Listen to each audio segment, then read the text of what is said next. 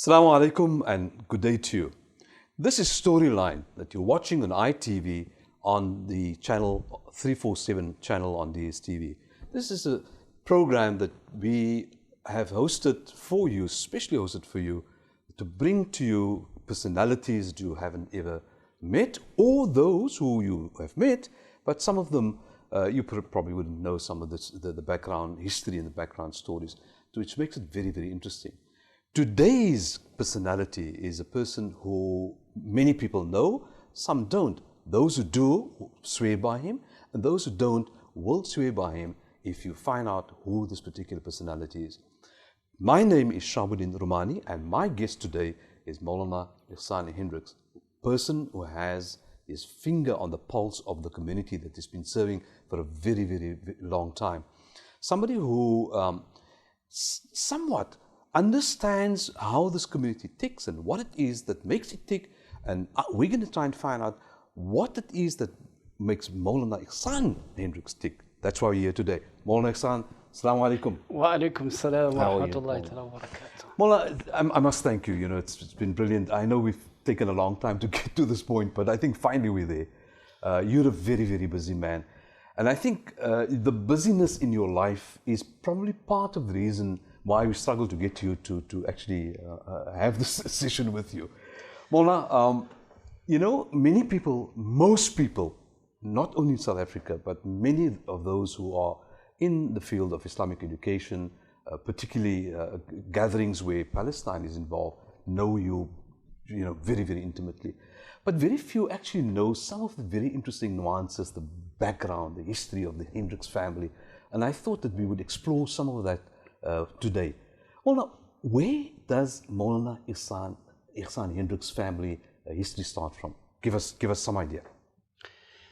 Assalamu alaikum wa rahmatullahi wa barakatuh to all the viewers of ITV and fellow South Africans and Mr. Rumani, Shabuddin. Let me express my appreciation for this ticking session of today. And I think it is very important, least because it deals with me as a personality, but I think there are dimensions that is good for us as South African citizens to appreciate more, and particularly in the Muslim community, and that which further enhances our citizenship in this country. Born in the Boland. That's what I want to hear. Behind the mountains. That's what I want to hear. Where in Boland, Maulana? And the famous, well-known town of Worcester. Worcester is my birthplace, and born in 1964.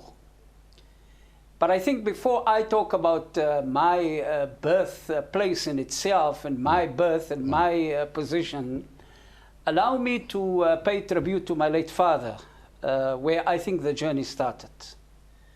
Very interesting. Many people in Cape Town remembers my late father as a tailor. And he was based in Worcester as a tailor? Based in Worcester as a tailor, but originates from Cape Town. Okay. And Worcester? Cape Town? Worcester? In fact, my father born on the corner of Kapini Street and Well Street. Boekap se mense. Boekap. Okay. And a very interesting dimension. And therefore, I feel it is important to start with his history briefly.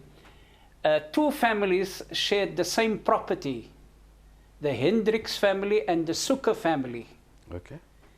And my father, coming from a Christian background, his mother worked for Five Roses Tea. Your father was Christian? Yes. Accepted Islam at the age of 12 years. MashaAllah. And bit of that history, the conversion? That's a very interesting part, because the Sukker family had a direct influence in my father's initial interests for Islam. And very significantly, before he passed away, I asked him, Dad, which book did you read in order to become a Muslim. He said, I read no book because the early Muslims were the reference to my motivation to become a Muslim. MashaAllah. Oh. But the point that is very significant here is that the Sukkar family and the Hendricks family shared the same property, a double-story house. Okay. And so they shared many facilities within that house. And out of my late father's, he only had another brother and 3 sisters. And in fact, today we only have 2 surviving sisters left. And out of all of them, he accepted Islam at the age of 12. Here you have one Christian family, one Muslim family sharing one building. One building. All right, that's interesting. Basically in one house. Yeah, well, if you're sharing facilities, it is one house, isn't And it? very significant is that through my childhood and up till today, nothing in our family happens except by the fact that the elders in the Sukkar family is always part of that consultation. You've skipped the link. My father showed an extreme amount of allegiance To the Sukkar family. to the Sukkar family. Furthermore, to the broader families that he shared his life with. And there are many people, and particularly in later years, he went to settle in Claremont, in Draper Street. Okay. And most of the people in Claremont, they know him. Okay. Particularly the families who are commonly known in the Claremont area. Mm. And very significantly, he paid a great amount of respect to these families that were directly responsible in shaping his identity as a Muslim. But I must tell you, very extraordinary, my mother also accepted Islam. MashaAllah. No, that very few people know it. My mother also accepted Islam, and my mother's father, my mother happened to be the only child of her late parents. Okay. And if we talk about Worcester, my grandfather was the founder of the well-known Calvijnse Protestante Kerk in Worcester. Oh my goodness. Okay, that's very If you go to Worcester today, you will actually see his name is written. This is your dad's dad? No, my mother's dad. Okay. Founder of the church. Okay. A very committed person to the church, and my grandmother. But what is very significant is, through all our childhood, we witnessed peaceful coexistence between The two- Christian and Muslim families. Mm. I always say that if there is a tribute that I have to pay, then a special tribute to my grandmother, my mother's late mother. Okay. You know, today we buy nice feathers in the shop. Mm. But this Christian grandmother used to crochet our feathers. Oh my goodness. She used to make sure that at the time of madrasa, she takes us to the madrasa. She used to As a Christian person? as a Christian, she used to make sure that we adhere to performing salah. Oh my. Extraordinary of her was, she was a specialist in baking. Mm. And she used to tell my mother, for the month of Ramadan, she has her own sadaqah she wants to give to the Muslim community. And she was famous for the traditional old-style tarts that they used to make. Ah, there we go. There we go. So when it comes to the 15th of Ramadan, she used to prepare almost to 40, 50 tarts. Mm. That is her For distribution. contribution to the Muslim community That's extraordinary. in respect for the month of Ramadan. Nice.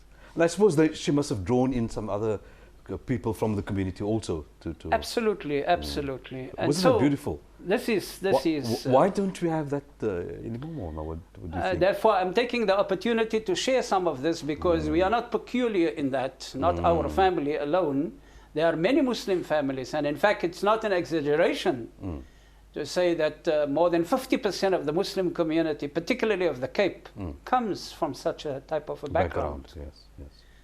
And where we celebrate that peaceful coexistence between Christian families and Muslim families and the values. And there are very prominent sheikhs who share. You go to the Azavia, and the Hendricks family and the Azavia shares a history of their great-grandfather coming from Swellendam, who embraced Islam. Sheikh Ibrahim Gabriels once told me about the details of his late grandmother. And so many prominent sheikhs in our community have trace the background, the history, the ancestry to Christendom. If I go a little bit further to further say that, you know, if you journey the journey of where my grandmother comes from a place in the Karoo known as just outside Da'ar. Okay. There is a place,